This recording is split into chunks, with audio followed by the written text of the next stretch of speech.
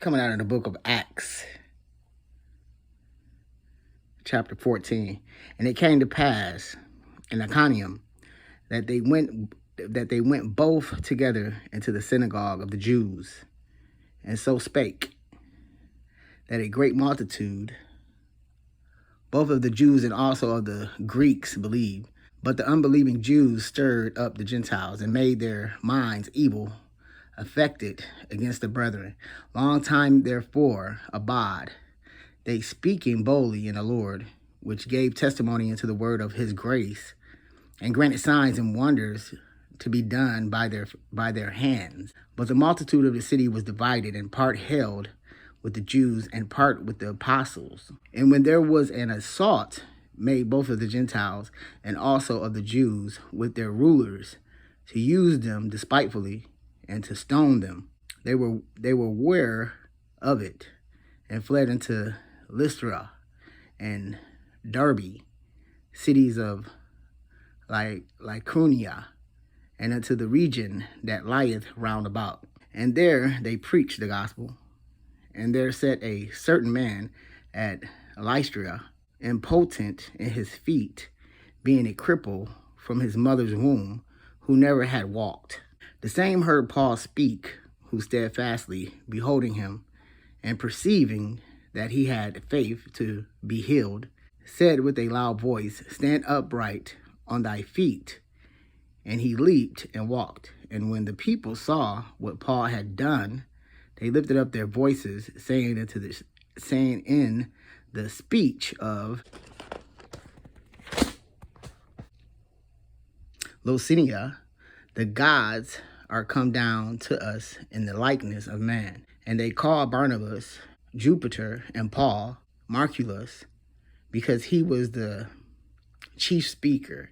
Then the priest of Jupiter, which was before their city, brought oxen and garlands unto the gates, and would have done sacrifice with the people, which, when the apostles Barnabas and Paul heard of, they rent their clothes and ran in among the people, crying out and saying, Sirs, why do you these things? We also are men of like passions with you, and preach unto you that you should turn from these vanities unto the living God, which made heaven and earth and the sea and all things that are therein, who in times past suffered all nations to walk in their own ways. Nevertheless, he left not himself without witness, in that he did good and gave us rain from heaven and fruitful seasons, filling our hearts with food and gladness. And with these sayings scarce restrained they the people, that they had not done sacrifice unto them.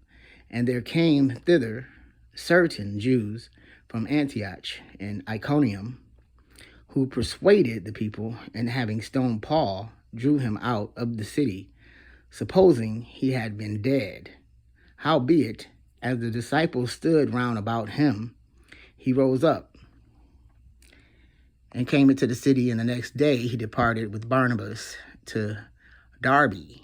And when they had preached the gospel to that city, and had taught many, they returned again to Lystra and to Iconium and Antioch, confirming the souls of the disciples and exhorting them to continue in the faith, and that we must through much tribulation enter into the kingdom of God.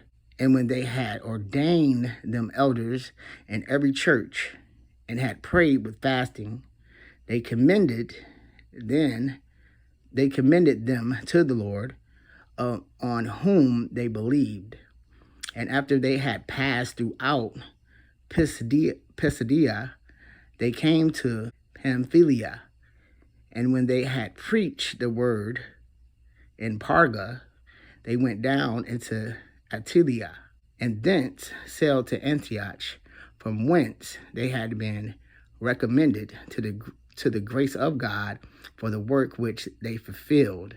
And when they were come and had gathered the church together, they rehearsed all that God had done with them, and how he had opened the door of faith unto the Gentiles, and there they abide long time with the disciples.